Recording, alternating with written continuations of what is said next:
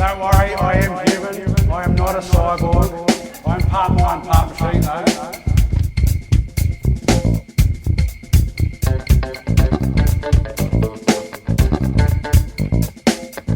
Part mind, part creative, part machine, quite technical, can get the job done. Come on guys! I love the fact that so many people had so many different aspects that they're able to bring to the table, really showcase the value that collaboration brings to any business and environment. So, friend or foe, that's why we're here today, right? Is technology friend or foe? To be honest, it's both. It's a double-edged sword. But for me in my business and my lifestyle, it's definitely been a friend. Today I want to talk about why it's been a friend for my business and give you guys 5 insights on how I've grown my business but staying small and agile. To be able to work from home with a growing family and have served clients around the world and around Australia and a lot in Newcastle and Lake Macquarie is just fantastic, and it's all because of technology. So that's fine, that's what I do, but this is what I do in my business to optimize my business and to stay small, lean and agile. So the first one is data is king. There's literally an app for everything now. You can actually track all type of data in your business. So my question to you guys is, what is your big data? What do you need to start measuring? You know, just pick one thing and work it out and go from there. Continuous improvement. I use a system called Automate, Eliminate, Delegate. And if you saw my studio picture there, I've got a black wall which has these phrases on it: Automate, Eliminate and Delegate.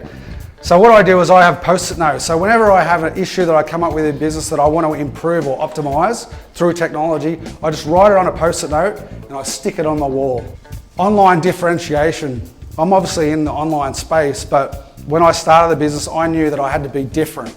So what is the one thing that makes your business different? How can you stand out from the crowd in your business? And how can you bring that into your online world so that you look different?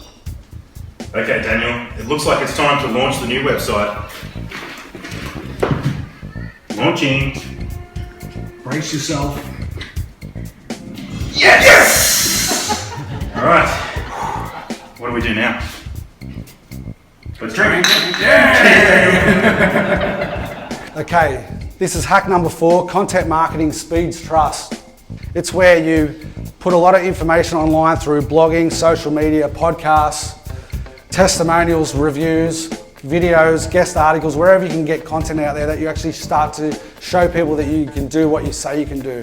What you're trying to do is get people to know you and like you and understand you before they even meet you, so that when they meet you, you actually convert. Creating a profile out there that you're not even controlling, so it's actually working for you while you're asleep. You can look at it that way.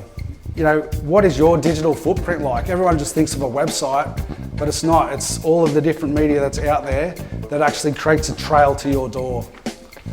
What's the one thing you can start to do to change that? So I think for me that's the critical part of today, coming from yours, is for me going past the it's critical, it's evidence, to being a bit more natural, and this sort of stuff that we're doing now.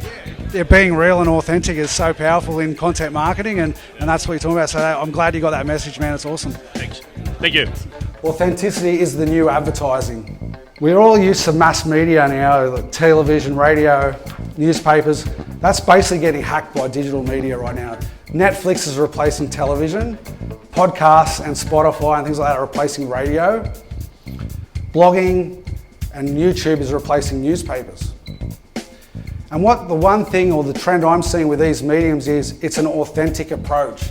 It's not big mass advertising where they get the sexy girl in front of the car and selling all these things, where people, because it's mass, it's only one-way communication, you actually can't get that feedback, so they can get away with it. And through good probability or good statistics, they sell enough to make it work.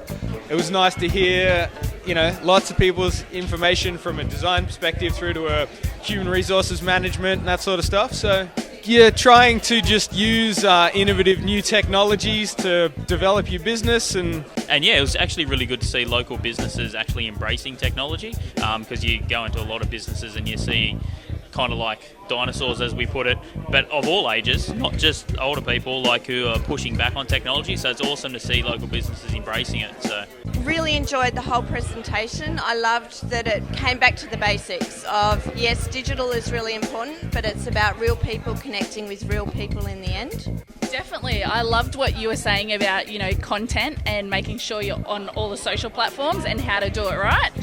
Also your Beastie Boys at the start, that was pretty entertaining.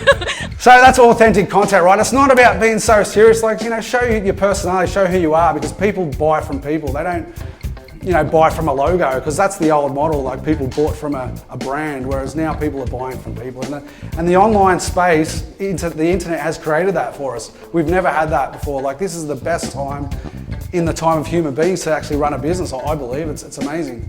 Yeah, collaboration is key, man. It's fantastic. It's so good to be human with each other. Like, we all think of tech as something that pulls us apart, but I think today's evidence that it pulls us together. Mate, absolutely. Together, Yeah, it really does. I think the fact that it's a tool, we've got a choice as to how we use that tool.